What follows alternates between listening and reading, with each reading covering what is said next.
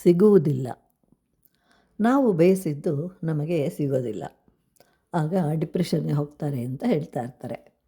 ಹಿಂದೆ ಸುಮಾರು 10-20 ವರ್ಷಗಳ ಹಿಂದೆ ಈ ರೀತಿಯ ಮಾತುಗಳನ್ನು ಜನರು ಆಡ್ತಾ ಇರಲಿಲ್ಲ.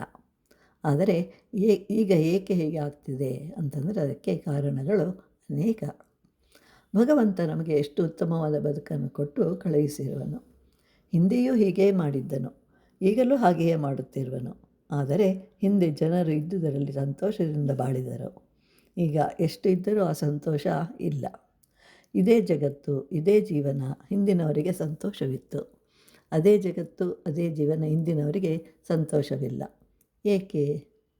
ಒಬ್ಬ ಬಡ ಹೆಣ್ಣುಮಗಳು ಹರಿದ ಸೀರೆಯನ್ನು ಜೋಲಿ ಮಾಡಿ ಮಗುವನ್ನು ಮಲಗಿಸಿದಾಗ ಆ ಮಗು ಕೆಲಕೆಲನೆ ನಗುತ್ತದೆ. ಅದೇ ಸಂಸಾರ ನಿನಗೆ ಏಕೆ ದುಃಖವನ್ನೇ ಕೊಡುತ್ತದೆ? ದೀಪಾವಳಿಯ ದಿನ ಮಕ್ಕಳು ಆಕಾಶ ದೀಪವನ್ನು ಕಟ್ತಾರೆ, ಸೂರ್ಯನಿಗೆ ದೀಪವನ್ನು ಹಚ್ಚುತ್ತಾರೆ. ಮಾನವನ ಬಯಕೆಯಿಂದ, ಅವನ ಮನಸ್ಸಿನಲ್ಲಿ ಉಂಟಾದ ಭಾವನೆಗಳಿಂದ ನಮಗೆ ದುಃಖವಾಗ್ತಿದೆ. ಹಾಗಾದರೆ ನಾವು ಏನನ್ನೂ ಬಯಸಬಾರದೆ ಅಂತಂದರೆ, ಬಯಸುವುದು ತಪ್ಪಲ್ಲ, ಆದರೆ ಬಯಸಿದ್ದೆಲ್ಲ ಸಿಗುವುದಿಲ್ಲ ಅಂತ ತಿಳ್ಕೊಂಡಿರಬೇಕು.